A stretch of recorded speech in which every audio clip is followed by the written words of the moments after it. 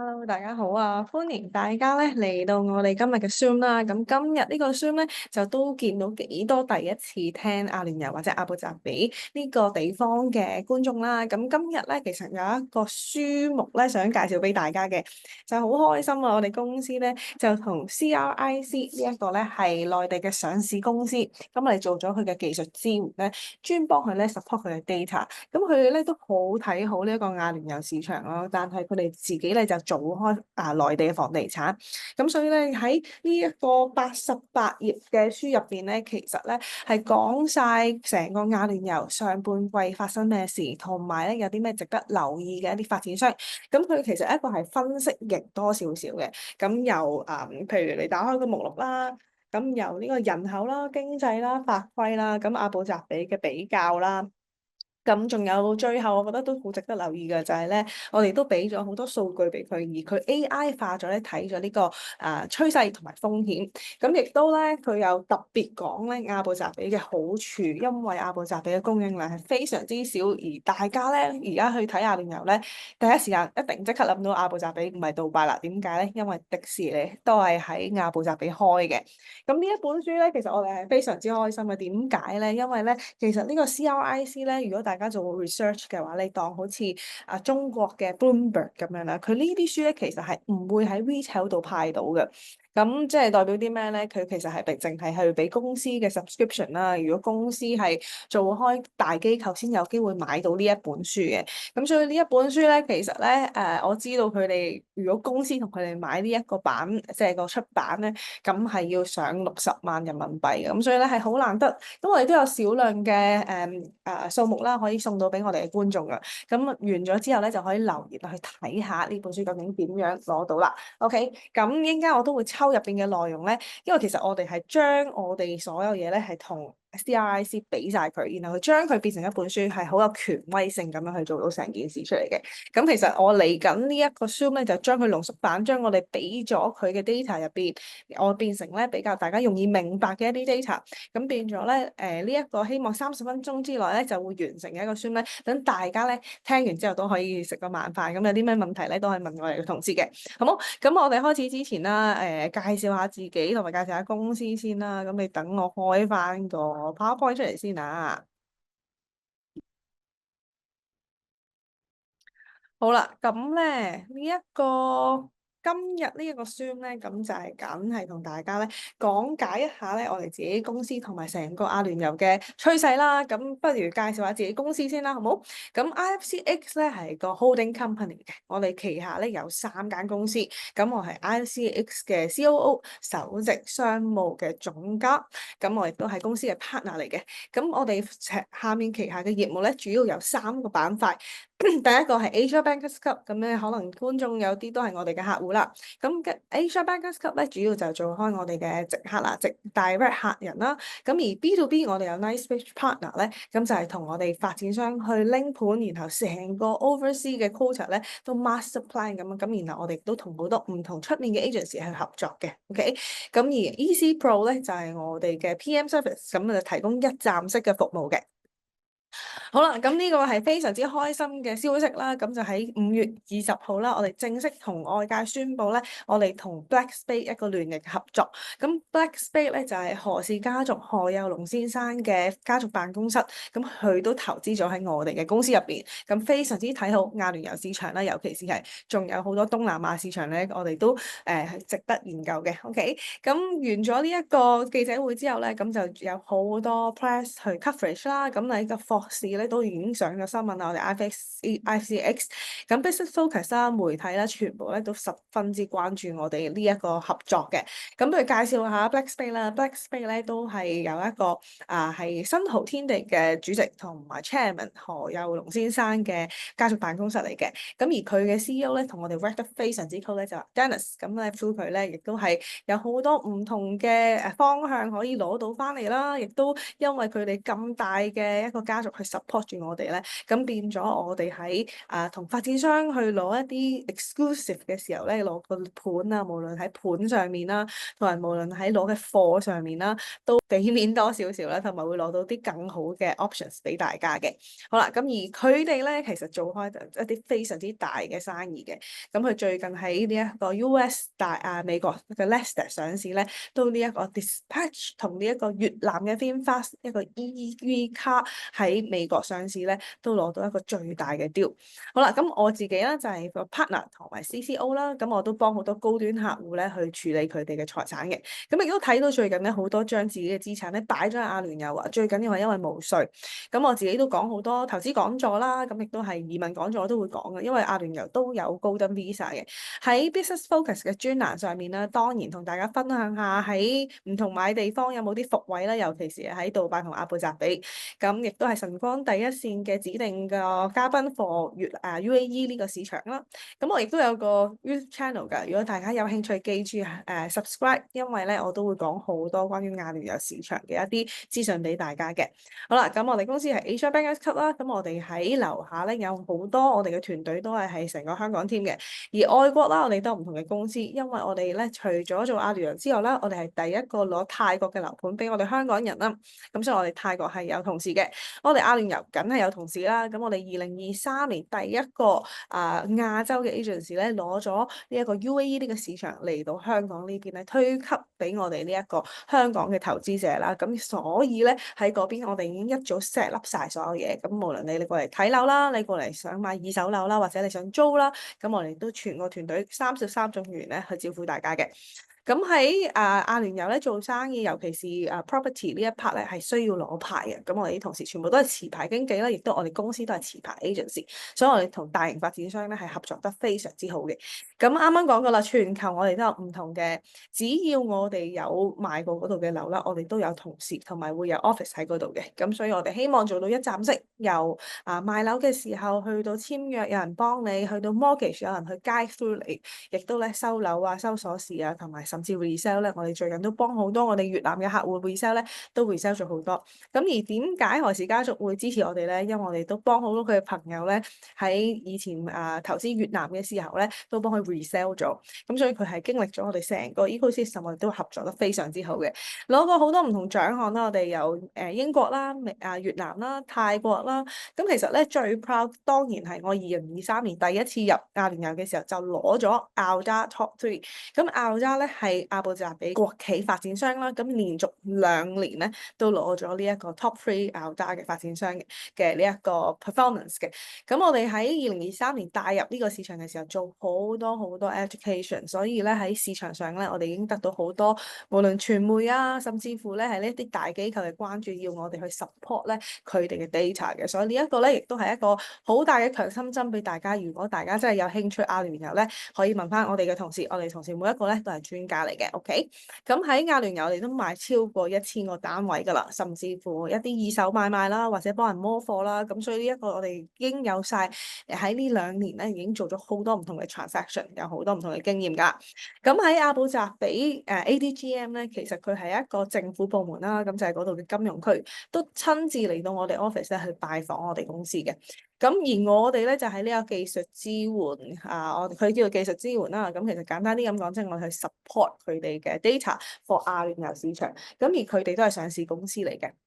咁呢一本書咧，記住問我哋同事點樣可以攞到嗱，因為真係印咗好少，我哋係同啲大機構去合作先至會有機會攞到。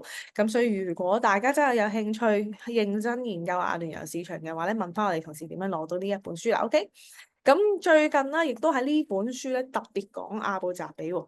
咁點解咧？咁第一定係供應啦，因為阿布扎比其實只有3大嘅發展商，actually 只有兩大發展商，有一個係鋪貼形式嘅。咁呢2大奧達啱啱我哋攞獎嗰一個發展商咧，就係其中一個啦。咁而第二個就叫蒙當，咁其實喺呢本書都有寫嘅，咁佢都有分析呢2個發展商嘅分別嘅。OK，咁應該我稍後都會講。咁呢一個除咗 supply 之外咧，其實最緊要咧，最近有非常之好消息咧，都入緊阿布扎比迪士尼第7個迪士尼將會成為全球最大嘅迪士尼咧，就會喺阿布扎比去出現啦。咁亦都係成個中東第一個，亦都一定會吸引好多嘅人咧過嚟投資又好，過嚟呢一個旅行都會有噶啦。咁而呢一個迪士尼咧係全資阿布扎比嘅政府咧自己俾錢去起嘅，咁所以咧將會係非常之 wow 嘅。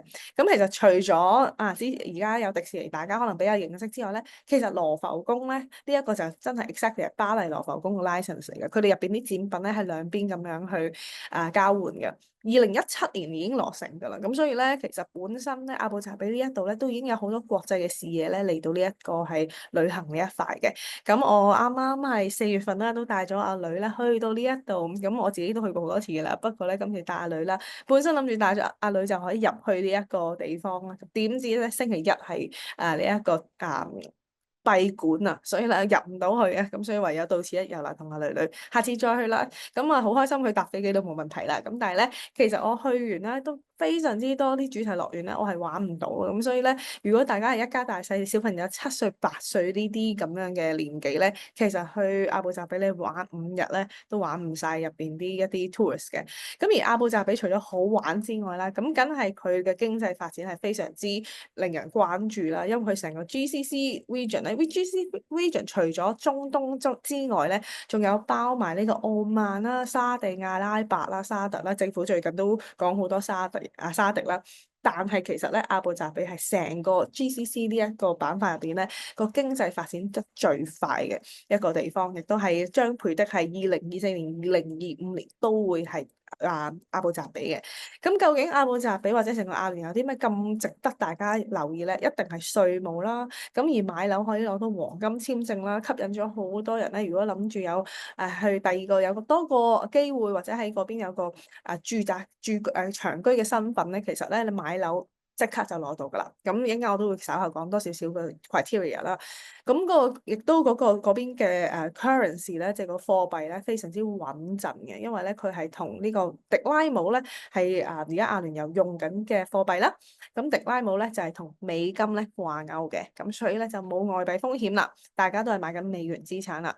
佢係全球被譽為第2個最安全嘅國家。咁亦都而家尤其是阿布扎比啊，佢而家喺你買到金融區呢一塊咧，你嘅尺價講緊都係3-4千蚊就入到手。compare 翻杜拜嘅話咧，如果你3-4千蚊，你可能買緊沙漠嘅地方啦。咁所以咧，因為阿布扎比咧係2019年先開房啦，咁所以咧而家大家都可以用一個非常之好嘅入門價咧買到阿布扎比呢個市場嘅。咁當然啦，買海外樓梗係要睇投資回報啦。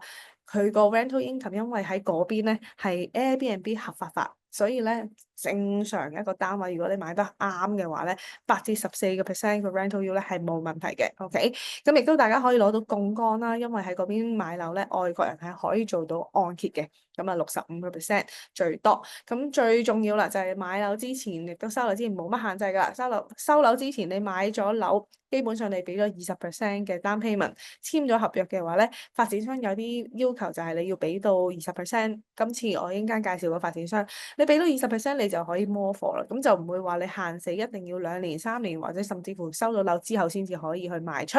咁所以呢一度亦都有炒家嘅市場嘅。好啦，咁成個發展項目入邊啦，即係成個阿聯酋呢一個房地產市場究竟有啲咩咁值得大家留意咧？咁當然係同其他國家不如 compare 下啦。我相信在座都好多人有睇開英國樓或者泰國樓或者馬拉樓。如果嚟得呢一個 Zoom 咧，一定唔係第一次接觸海外樓㗎啦，我相信。如果有嘅話，喺留言話我知啦。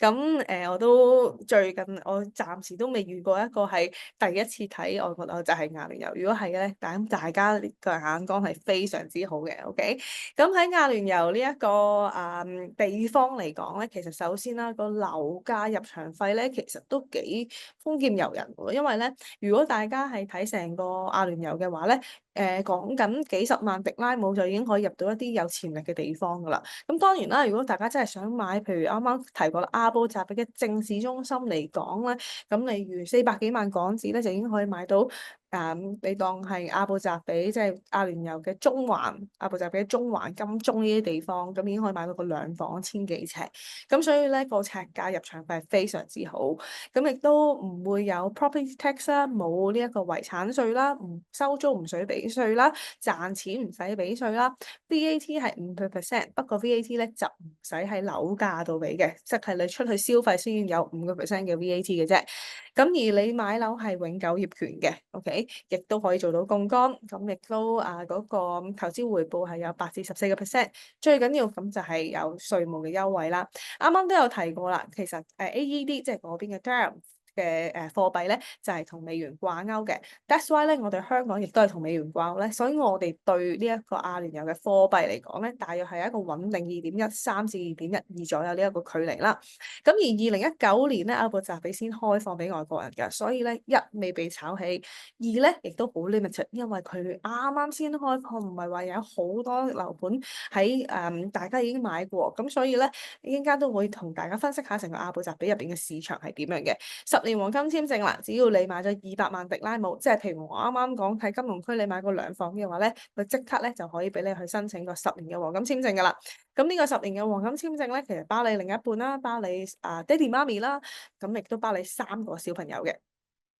咁而阿布扎比個房地產市場咧，啱啱就升咗成24%啦。而喺邊度最多人睇咧？有2個地方，一就係金融區，我哋叫做 Areem，就係嚟緊我陣間稍後會介紹嘅一個樓盤啦。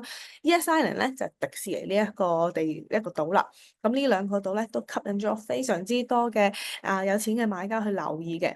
咁而喺阿聯酋雖然可以做按揭，但係我哋睇翻過往嘅 transaction，有80%咧都係以現金咁樣去俾嘅。咁代表啲咩咧？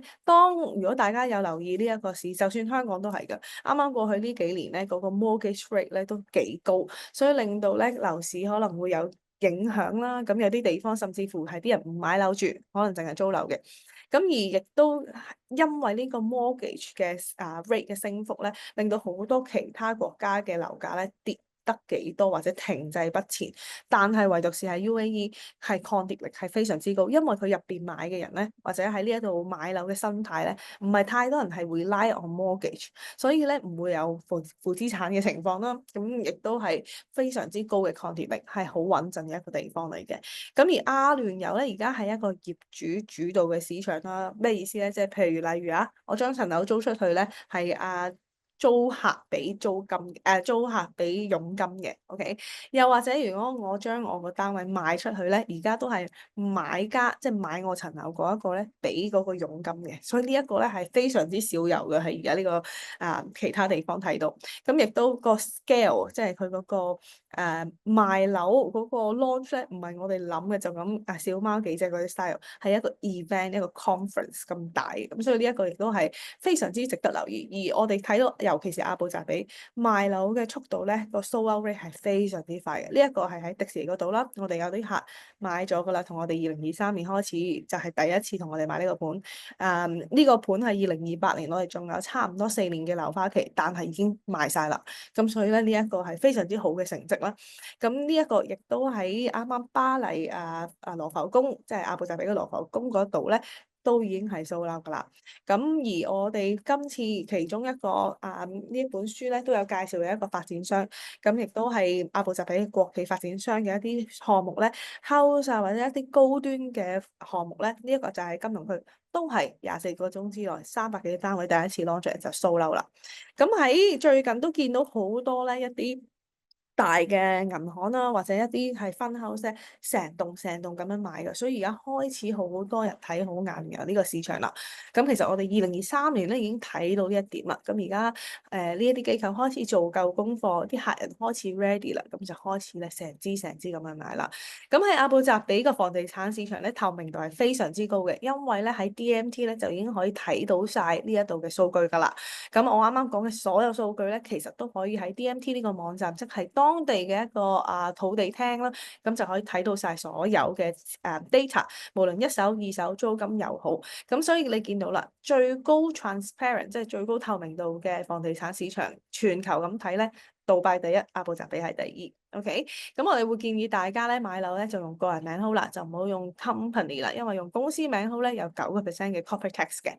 咁 banking 呢一塊咧就係成個阿布扎比非常之重要嘅一塊啦，因為咧佢嘅係成個阿聯酋嘅首都啦，亦都最有錢嘅人都係圍繞住呢一度啦。咁所以咧啱啱嚟緊有好多譬如 Morgan Stanley 啊呢啲公司入嚟咧都係入阿布扎比嘅。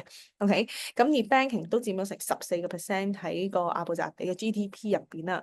咁佢亦都除咗係好多人會過嚟呢邊做生意之外咧，咁我哋見到喺 banking 呢一塊，即係除咗好多人會過嚟開公司之外咧，其實而家我見到開始好多一啲銀行咧喺阿布扎比呢邊要請專才過去啦。咁所以我都幾多客人咧係喺香港呢邊咧就 relocate 翻去阿布扎比呢一度啦。咁而呢個 UAE 嘅銀行嘅呢個staff 嘅數量咧係創咗10年新高嘅。好啦，咁而阿布扎比係首都嘅首都係咩意思咧？本身阿聯酋咧係一個國家，入邊咧杜拜你當佢上海啦，阿布扎比你當佢北京啦。咁阿布扎比咧就係成個首都嘅 capital 啦，咁即係佢係阿聯酋嘅首都。而我哋而家嚟緊個金融區就係成個 capital 入邊嘅中心點。咁呢一度亦都好緊要啦。咁 ADGM 咧就係 Abu Dhabi Global Market 啦，就 exactly 就係我啱啱講嘅嗰邊嘅金鐘中環。咁入邊咧，基本上頭10個政府私募基金咧，3個都係喺 base 喺呢個阿布扎比嘅。咁而我哋嘅發展商其中一個最大嘅股東咧就係 ADQ 啦。咁呢一個亦都係一個係政府 back up 嘅一個發展商啦。咁而喺阿布扎比呢個就阿布扎比嘅地圖啦。咁粉紅色呢一個咧就係 downtown。咁 downtown 咧就係而家有公司專注嘅地方啦。入邊咧有皇宮啦，係啦。亦都有最靚嘅呢個清真寺啦，次次去都打卡免費入場嘅。咁喺呢一度亦都係有啦，同埋啲 guest 嘅 office。但係呢一度咧有非常之多公司，不過大家係買唔到樓嘅，因為咧買唔到 freehold 業權嘅，因為呢一度咧2019年前已經 occupy 晒，已經冇晒地㗎啦。咁所以2019年後咧最近呢一個地咧就係喺 ADGM 啦，Abu Dhabi Global Market 喺正佢隔離嘅。咁係其中一個 free zone，咁佢就主力咧係做 banking 銀行業嘅一個 free zone 嚟嘅。入得嚟一定係勁嘢啦，因為咧呢一度係大銀行過嚟啦，跟住亦都係行呢個 English Common Law 啦，英國嘅法律啦。咁呢一個就係成個 ADGM 嘅其中一個部分啦。咁就係啲大公司會喺呢度做進駐啦。你見都係比較多啲私人銀行啦、銀行啦，或者一啲 fund house 一啲金融機構啦。Bridgewater 咧就係全球最大嘅對沖基金公司咧，都係喺阿布扎比，喺2023年就入咗嚟啦。咁大家如果有留意開我哋嘅，知道我哋本身 founder 同埋 CEO 佢都係 Morgan Stanley 做咗好多年，所以點解我哋喺2023年入呢個市場，大家明白啦。因為我哋咧就係跟住啲錢去邊度，就知道個 market 嚟緊會喺邊度。咁而家都係全球都唱好緊阿聯酋市場，亦都見證咗咧我哋呢一個眼光咧係啱嘅。OK，咁 Florence Court 咧已經係有40% 嘅 staff 咧係 move 咗去阿布達比噶啦。OK，Morgan Stanley 咧2024年宣布咗入去，咁 Goldman Sachs 上面已經話咗會過嚟噶啦，已經過咗嚟啊。咁亦都 BlackRock 啦，開始已經佢哋嘅業務啦，同埋佢哋 raise fund 咧就係 through ADQ 嘅。OK，咁 ADGM 咧其實咧唔係淨係同呢一啲美國歐洲公司咧有合作嘅喎。其實佢哋咧都係一個非常之 open 嘅一個國家嚟嘅，所以咧嚟緊啱啱2024年啦，即係啱啱2024年，佢都去咗北京咧同北京握手。咁我係好中意咧 UAE 呢一個地方咧，佢自己咧係非常之有錢嘅，所以佢係唔需要有任何政治嘅元素喺入邊，變咗咧佢係可以好主動啦，同埋好 open 咁樣咧，同任何嘅國家去合作嘅。咁而呢一度啦，就係成個 ADGM 啦，阿布扎比嘅心臟啊，而佢個樣都好似一個心臟咁樣嘅。好啦，喺入邊有啲咩樓盤可以留意咧？咁梗係有個 project 我哋想留意啦，因為咧喺呢一個書入邊咧，其中一版講開發，即係發展商咧，就係講武當啦。咁武當咧就係喺阿布扎比咧一個最大嘅地主，咁尤其是佢最多地咧就係喺金融區。咁我哋公司同佢哋非常之 close 嘅，因為我哋 CEO 同佢哋嘅 CEO 咧都係朋友嚟嘅。咁喺武當啦，佢唔係淨係起樓嘅，佢起基建啦，亦都係政府咧御用幫佢哋咧一個起 airport 啦呢啲地方啦，尤其是咧佢係皇宮御用嘅發展商嚟嘅，所以咧佢起嘅質素咧係非常之好。除咗 real estate 之外啦，佢有旅遊業啦，佢有 entertainment 啦，同埋佢有好多嚟緊新 project 嘅。四季酒店嘅 residence 咧，其實係武當去起嘅喎。咁亦都倫敦嘅 EXCEL 咧，其實都係 owned by ADQ 嘅，都係 parent company of 武當啦。咁武當自己有兩個島嘅，咁而呢一個其中一個島咧，佢係冇賣出去嘅，成個島都係佢自己 hold 住晒，因為佢係一個最近皇宮嘅島嚟嘅，所以佢要 make sure 政府要 make sure 佢咧係成個島係有呢個皇宮嘅 style、皇宮嘅氣勢喺度。咁我都去咗嘅，都帶咗阿女女去啦，曬到黑蚊蚊啦，唔記得咗幫佢搽防曬啊。不過咧，呢一個真係白沙嘅沙灘超靚啦，咁好熱嘅。不過咧，入到去你見到好多 entertainment 嘅，唔係淨係得個沙灘嘅。譬如呢一個係全球人工最大嘅造浪島咧，2024年已經 complete 咗啦。我哋去到都見到都幾多人喺度玩嘅。佢亦都有被譽為咧亞聯酋嘅馬爾代夫。咁就係呢啲 water villa 咧，大約你預8000蚊左右 average 啦一晚嘅，咁啊一家人可以喺度住。咁如果旺季嘅時候，可能有機會上萬嘅。咁而喺呢一度咧，佢都有唔同嘅樓盤，佢就淨係起一啲咧好高級 style 嘅一啲 house and mansion 啊。佢哋都起咗兩座山喺個島上面咧，係每一個 villa 咧都係有唔同嘅 look，佢有一望無際嘅海景嘅。咁而呢一個就賣緊41mil嘅迪拉姆啦，即係8000幾萬港紙啦。呢一個4000幾萬港紙啦，呢一個係12,000港紙啦。咁佢哋起開都係呢一個非常之 high end 嘅 style 噶啦。而今次好難得可以入到手咧，就係佢哋喺呢一個Reem Island，就係啱啱講嘅 Abu Dhabi 嘅 Global Market 咧，佢哋 own 70% of the stay。如果唔係佢哋 own 嘅咧，就係皇室 own 噶啦。咁所以咧，佢哋係最大地主嚟嘅。有一個 project 咧，就佢哋喺今年年頭左右 launch 咧，講緊1個鐘之內就賣晒300幾間啦。咁亦都喺呢個島度啦。咁而亦都係一個好靚嘅 community 啦，高級嘅住宅啦。而今次我哋呢個樓盤咧，係琴日因為呢一個 deck 咧，我係前日做嘅，咁啱啱琴日咧就已經 launch 啦。咁有好多客入票咧，就揀咗佢哋嘅單位啦。咁嚟緊我仲有少量嘅單位，大家可以問我哋同事去攞啦。咁而呢個盤咧就1房、2房、3房，咁我哋所有一啲選擇咧，而家都仲有少量可以俾大家去參考，但係大家記住問我哋同事攞啦。咁 project 叫做 Muhira 啦，咁點解你見到我呢度寫 EOI 咧？因為我真係喺前日嘅時候攞住呢一個 deck 咧，去同我哋啲 VIP 咧去介紹嘅，所以當時我所有嘢都未可以 official share 俾大家睇住嘅。咁 EOI 咧即係一個入票嘅階段啦，咁所以我哋做咗幾場 dinner 都收咗好多票。咁呢一個就係入邊嘅內籠啦，咁呢一個就係佢個 clubhouse 啦。非常之靚嘅高級嘅一啲 design 啦，呢個係個單位入邊嘅一啲裝修啦。咁喺呢一個你見到佢廁所嘅一啲配搭啊，雲石嘅配搭都係做得非常之高級嘅。露台啦，戶戶都有露台啦，樓底3米高啦。咁喺阿聯酋買樓咧，基本上咧入場嘅一啲電器啊、櫃啊都包㗎啦。咁喺 Muhira 咧係一個 pet friendly 嘅一個項目嚟嘅。而喺呢個阿聯酋買樓咧，其實係送車位嘅，大家唔使額外買車位嘅。OK， 1房2房咧就係一個 allocated 嘅 car park 啦，即係有定位嘅 car park 啦。3房以上咧，咁就係呢一個2個車位㗎啦。租金回報咧，我哋睇咗啦，係有12%嘅。我哋係用緊而家喺 ADGM 入邊有嘅盤，咁去做翻個比較。你見咧3房咧係收到差唔多睇先啊，42萬啊。咁譬如我當最平32萬啦，即係60幾萬港紙一年啦。咁所以咧3房呢度一啲大單位咧都係非常之值得留意嘅。咁我哋咧亦都有提供埋咧就 PM service 啦，同埋咧 leasing 嘅，咁可以幫你物管啦。咁呢一個咧放心，就係我哋做一站式嘅，OK。咁基本上幫你 inspection 啊、驗樓啊、開戶口啊呢個我哋都有當地嘅同事去 support 噶啦。可以做按揭嘅，我哋都會介紹 mortgage broker 俾大家認識啦。完全冇稅啦，買樓嘅時候只有2% 嘅印花稅嘅啫。咁亦都租金收入稅賺錢，你譬如之後摸貨又好，賣翻出去又好咧，都係零稅。咁亦都想 pass on 下一代咧，咁都係零稅嘅。OK。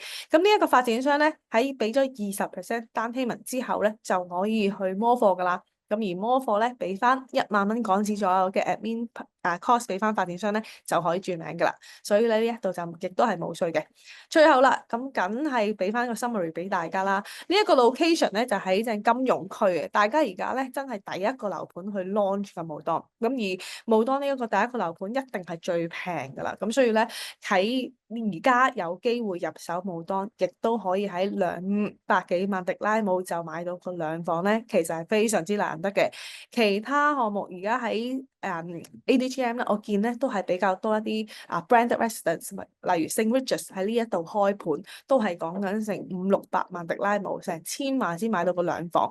咁所以喺呢一個嚟到睇咧，其實係一個非常之難得入手。咁而家我個單位咧，真係5-6個左右嘅啫。咁大家可以快快問我哋同事攞咗啲資料睇睇啦。咁第二啦，就係我哋2019年阿布扎比先開放俾外國人，所以而家個價錢咧係比杜拜平成1/4嘅。20% off 咁樣啦，咁亦都等於呢一個價咧，你喺杜拜咧係冇可能買到金融區嘅。咁所以如果而家大家想 tap 阿聯酋呢個市場買市中心，其實咧大家真係唔可以等嘅。OK，最後啦，咁係而家金融區去一個吹噓嘅狀態，就係講緊我哋真係要成為呢個阿布扎比要成為金融區。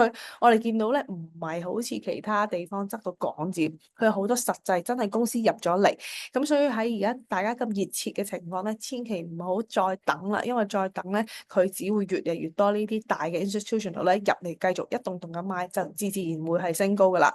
咁啱啱有俾咗啲比較俾大家啦，咁其實呢一個就 St. Regis 嘅一個樓盤啦，講緊咧啱啱我講2 mil 買到兩房啊嘛，我哋冇 Hira 呢度係4 mil 先買到一房，咁所以你買2間兩房咧，就等於你買到佢一個一房啦。咁喺正我哋樓盤隔離嘅，OK。咁而我亦都親自去咗睇到唔同嘅樓盤嘅一個嗰個叫做 launch 啦，OK，咁我哋去咗佢個 gallery 啦。咁喺呢個 SARS 嘅 gallery 入邊咧，係講緊2 mil 起跳，咁即係你2 mil 先買到一房。咁但係我而家2.2、2.3就已經買到兩房咯喎。咁所以咧尺價係爭好遠嘅。咁亦都有一個樓盤啦，同啱啱 SARS 係一樣，咁嚟緊都會開售。已經賣得七七八八啦，咁都係講緊咧2 mil 先買到個一房啊，咁所以咧喺每希華嚟講咧係非常非常之值得留意，而好多啱啱講嘅樓盤咧都基本上差唔多賣晒㗎啦，90%賣晒㗎啦，OK，咁咧其實我上年係啊，我上年12月咧先去咗呢一個武當，就係 for 呢個樓盤 launch。